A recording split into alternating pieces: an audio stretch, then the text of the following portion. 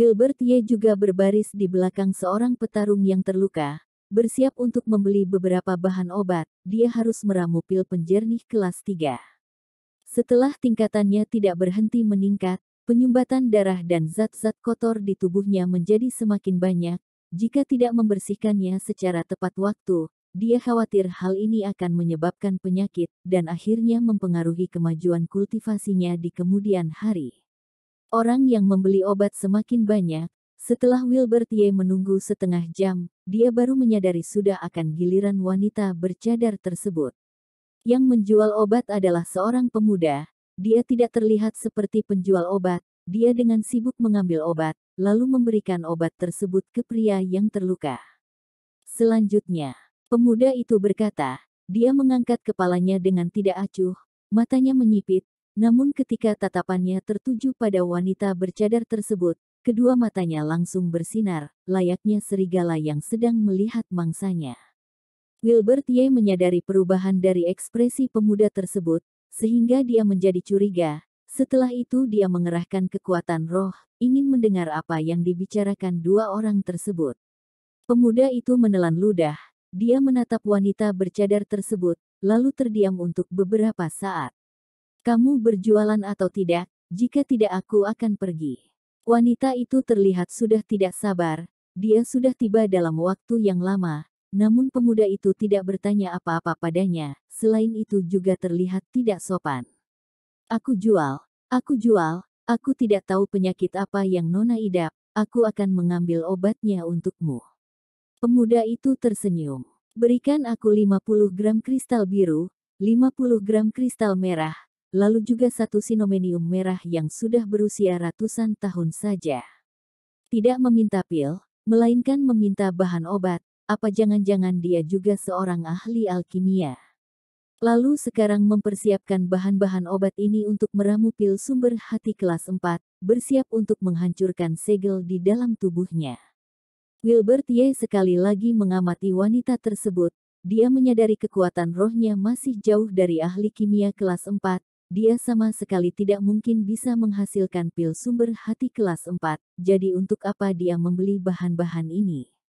Ekspresi pemuda itu terlihat tertekan. Nona, yang kamu butuhkan itu merupakan bahan-bahan obat berharga di toko aku harus mendapatkan izin dari Raja Obat kami untuk menjualnya. Wanita itu mengangkat alasannya, dan berbalik bertanya, jadi tidak bisa menjualnya. Aku akan segera pergi menemui Raja Obat, dan bertanya padanya, kamu tunggu sebentar. Pemuda itu langsung berlari ke dalam aula, beberapa waktu kemudian, dia baru keluar dengan wajah yang merah. Nona, Raja Dewa berkata di sini sudah ada pil sumber hati garis ungu yang sudah jadi, dia bisa memberikanmu harga yang murah, silahkan kamu masuk ke dalam aula. Ketika Wilbert Ye mendengar ucapan ini, dia menyadari bahwa ada sesuatu yang aneh, dan ternyata wanita bercadar itu mengikutinya begitu saja ke dalam aula. Aku ingin membeli bahan obat yang berharga. Wilbert Ye yang berada di belakang mengangkat tangannya, lalu bersuara dengan keras, lalu dia berlari ke depan pemuda tersebut. Awas, jangan menyerobot. Seorang pria kekar yang berada di belakang berteriak. Wilbert Ye terlihat kecil saat berada di depannya. Awalnya orang tersebut mengira Wilbert Ye akan lari ketakutan setelah dia teriaki. Siapa yang tahu justru Wilbert Ye menoleh dan tersenyum, saudara yang baik, aku terkena penyakit berat dan sudah tidak tahan lagi, aku akan segera pergi setelah membeli beberapa bahan obat. Wilbert Ye tersenyum, terlihat sangat sehat, sama sekali tidak terlihat seperti orang berpenyakit. Dan ketika pria kekar itu ingin menyerang, pemuda itu dengan kesal melambaikan tangannya, cepatlah jika ingin membeli bahan obat, jika ribut seperti ini, kapan baru bisa membeli pil obat? Meskipun nada bicara pemuda itu tidak tinggi, namun ucapannya sangat berguna, pria kekar segera menghentikan gerakannya, dia hanya dapat menatap Wilbert Ye dengan kesal. Aku lihat wajahmu sangat merah, kesadaranmu juga sangat sehat, tidak seperti mengidap penyakit serius, pil obat apa yang ingin kamu beli? Wilbert Ye tersenyum, dia mengulurkan 3 jarinya, 50 gram kristal biru, 50 gram kristal merah, dan juga 1 sinomenium merah. Ekspresi pemuda itu seketika berubah. Dia dengan kesal menatap Wilbert Y. Apa itu kristal merah dan kristal biru? Aku tidak pernah mendengarnya. Lalu mengenai sinomenium yang sudah ratusan tahun itu, kenapa kamu tidak pergi mencuri saja? Tidak ada, cepat pergi. Pemuda itu marah, membuat ekspresi orang-orang di sana berubah. Siapa orang ini? Ternyata berani membuat keributan di sini. Apakah tidak takut dihukum oleh Raja Obat? Tingkat pembekuan darah ke-6, bagaimana dia bisa ke sini? Benar-benar aneh. Kamu lihat saja dia masih tidak pergi, dan masih bersiap membuat keributan. Sekumpulan orang membicarakan Wilbert Y, dan ada banyak yang mencibirnya. Wilbert Y tidak peduli, dan dia terus bertanya pada pemuda tersebut, jika tidak ada bahan-bahan ini, maka seharusnya aula obat kalian pasti memiliki pil sumber hati garis ungu yang sudah jadi bukan. Aku bersedia membeli dengan harga tinggi, tolong katakanlah pada Raja Obat. Pil sumber hati garis ungu juga tidak ada, sekarang Raja Obat kami sedang sibuk, tidak ada waktu untuk menemuimu, cepat pergi, jangan mengganggu aku. Saudara, jangan membuat keributan di sini, cepat datang, obat apa yang kamu butuhkan, aku bisa memberimu sedikit. Seorang pria kekar yang membawa pedang baja menyapa Wilbert Y. Setelah berpikir beberapa saat, Wilbert Y. melirik sejenak pemuda tersebut, lalu pergi dengan terlihat kecewa. Saudara, kamu baru datang bukan? Siapa namamu? Apakah aku boleh berkenalan denganmu? Lalu aku ingin mengingatkanmu, lebih baik kamu jangan sembarangan di aula Jiren, atau kamu akan dimasukkan ke daftar hitam oleh Raja Obat. Pemuda kekar tersebut tersenyum dan berkata, Wilbert Y. memiliki kesan baik padanya, kebetulan dia juga ingin mempertanyakan kondisi di sini, sehingga dia tersenyum dan berkata, namaku Wilbert Y., aku memang baru datang, dan tidak memahami kondisi di sini. Saudara Wilbert Y., namaku Wulda Zhou, aku sudah hidup 3 tahun di sini, jadi aku memahami kondisi di sini. Jika kamu ingin mengetahui sesuatu, kamu boleh bertanya padaku. Seketika kesan baik Wilbert Y. pada pemuda kekar itu bertambah banyak, orang-orang di sekitar menatapnya dengan tatapan dingin, seakan-akan merasa dirinya yang merupakan tingkat pembekuan darah ke-6 ini tidak pantas di sini, dan hanya Wulda Zhou yang bersedia berbincang dengannya. Siapa itu Raja Obat? Apakah dia sangat hebat? Wilbert Y. bingung dan bertanya. Ada seseorang yang berada di sisi pria kekar itu mencibir, sudah datang ke sini dan ternyata tidak kenal dengan Raja Obat, apakah kamu ini cari mati? Wilbert Y. menatap orang tersebut dengan dingin, orang tersebut merinding, lalu orang tersebut merasakan ketakutan di dalam hatinya, sehingga dia memilih untuk diam. Kamu jangan peduli dengannya. Tatapan Wulda Zhou tertuju pada papan nama aula obat, papan tersebut bertuliskan Aula Jiren. Raja Obat adalah pemilik aula Jiren, dia juga memiliki identitas yang tinggi, dikatakan dia adalah seorang ahli alkimia kelas 4, dia bertanggung jawab mempersiapkan obat-obat di bawah Gunung Tianyun. Ketika mengungkit Raja Obat, Wulda Zhou juga terlihat kagum. Dikatakan, Wilbert Y. tidak mengerti, lalu bertanya, kalian belum bertemu dengan orang aslinya. Dia itu ahli alkimia kelas 4, atas dasar apa kami orang-orang biasa ini bisa bertemu dengannya? Kekaguman Wulda Zhou sepertinya sudah mencapai titik menggila. Wilbert Y. menghela nafas, namun dia merasa tidak berdaya pada Wulda Zhou ini. Seorang ahli alkimia memang tidak biasa, namun juga tidak perlu mengaguminya seperti mengagumi sesosok dewa, terlebih lagi dia bukan master alkimia, seseorang yang dapat membuat petarung-petarung kagum karena pil obat kelas 7 atau 8-nya, tetapi ahli alkimia kelas 4, jika dikagumi hingga seperti ini, sepertinya sudah berlebihan. Aneh, jika dia seorang ahli alkimia kelas 4, seharusnya sejak awal dia sudah pergi ke kota raja untuk menikmati pelayanan seorang master nasional, namun kenapa dia datang ke pegunungan seperti ini untuk menjual obat? Apa jangan-jangan di dunia ini benar-benar ada orang yang begitu welas kasih? Saudara Wu, apakah kamu bisa memberiku 2 pil obat yang kamu gunakan itu? Wilbert Y. berkata sembari tersenyum. Tentu saja boleh.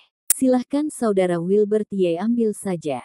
Wulda Zhou mengeluarkan 2 pil obat dan menyerahkannya kepada Wilbert Ye. Dia sama sekali tidak keberatan. Namun justru orang di belakangnya yang berkata, Wulda Zhou, oh Wulda Zhou, tidak heran orang-orang sering menindasmu, kamu ini terlalu baik. Setelah berkata, ekspresi Wulda Zhou terlihat berubah.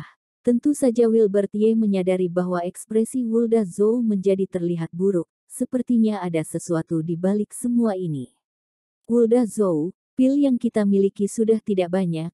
Nanti beberapa saudara lain ingin pergi berburu macan tutul. Apakah bisa meminjamnya darimu dahulu? Setelah berburu selesai, kami akan membagimu sebagian daging. Di depan aula Jiren, 4 pria kekar berjalan ke arah Wulda Zhou, lalu dengan wajah yang mencibir mengulurkan tangannya untuk meminta pil obat. Sejak awal Wilbert Ye sudah menyadari ada yang aneh. Jika ingin meminjam pil obat, seharusnya tidak memaksa seperti ini. Lalu mereka juga berbicara dengan nada mencibir. Meskipun Wulda Zhou tidak bersedia, namun dia tetap mengeluarkan 5 pil obat untuk 4 orang di depannya dengan tersenyum. Orang yang memimpin 4 orang itu melirik dengan nada datar, lalu mencibir, Wulda Zhou, kamu harus tahu, kami ini berempat, namun kamu hanya memberikan begitu sedikit, mau ini sedang mempermainkanku, atau kamu ingin menantang kami. Sebelumnya ketika Hu Fen ingin membunuh macan kristal putih, kamu memberikannya 18 pil obat, namun kenapa aku Sixen Tu di sini, kamu hanya memiliki beberapa pil obat saja. Setelah Sixen Tu berkata, orang-orang di sekitar terlihat mencibir, mereka semua tahu, bagaimana mungkin Hu Fen meminjam pil obatnya untuk membunuh macan kristal putih, namun Wulda Zhou langsung memberikan beberapa obat itu kepada satu-satunya wanita yang berada di hutan tersebut. Ekspresi Wulda Zhou seketika menjadi merah, lalu menjelaskan, kemarin aku harus mengobati luka, jadi hanya tersisa ini saja. Aku masih belum sempat untuk membelinya, kalian ambil dahulu obat-obat ini, nanti aku akan membelinya lagi. Wilbert Ye terlihat muram, Wulda Zhou ini sedang ditindas, sehingga dia hanya berani menerimanya saja, bahkan dia masih memperlakukan orang-orang yang menindasnya dengan baik. Tunggu. Namun di saat Wulda Zhou ingin pergi membeli obat, Wilbert Ye muncul di depan Wulda Zhou, dan bertanya, Saudara Wulda Zhou, apakah kamu dekat dengan mereka? Wulda Zhou menatap 4 orang tersebut, lalu menggelengkan kepalanya. Jika tidak dekat, kenapa harus melakukan hal yang tidak berguna seperti ini? Langsung saja minta mereka pergi. Maxon Wu menunjuk, bahkan dia tidak menoleh menatap orang-orang tersebut. Namun, di saat dia baru berkata, Wulda Zhou justru melindungi Wilbert Ye ke belakangnya, lalu tersenyum kepada orang-orang tersebut dan berkata, saudara kecil ini tidak mengerti, tolong saudara-saudara jangan perhitungan dengannya, aku akan segera pergi membeli obat. Sixen Tu tertawa, lalu berjalan ke sisi Wulda Zhou, kedua matanya yang menyipit tertuju pada Wilbert Ye, lalu tersenyum, tidak buruk, seorang tingkat pembekuan darah ke-6 berani melawanku. Mengenai orang yang lainnya, mereka semua tertawa setelah mendengar ucapannya. Mereka tahu, hari ini pemuda tingkat pembekuan darah ke-6 ini akan babak belur. Anak muda, sekarang berlutut dan minta maaf, dengan itu aku akan membiarkan mayatmu dalam keadaan lengkap. Kamu harus tahu, orang-orang di Gunung Tianyun sangatlah kejam, jadi seharusnya kamu merasa beruntung.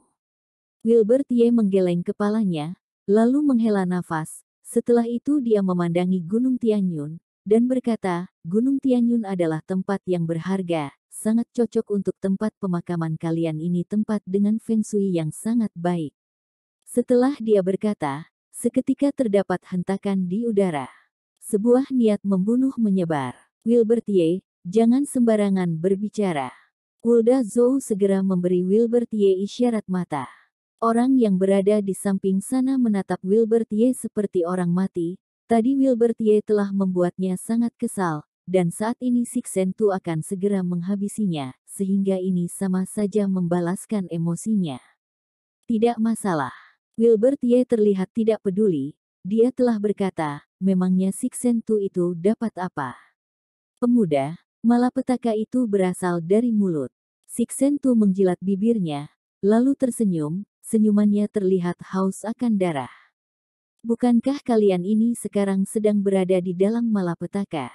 Wilbert Ye berjalan ke depan Wulda Ye, dia tidak memedulikan perlindungan dari Wulda Ye, lalu berkata, macan tutul itu merupakan binatang gaib yang memiliki tingkatan pelancar energi pengumpul yuan, dan kalian para master yang baru saja masuk ke pengecoran nadi ini ternyata berani memiliki niat untuk membunuhnya. Bukankah ini sama saja kalian ingin mencari mati?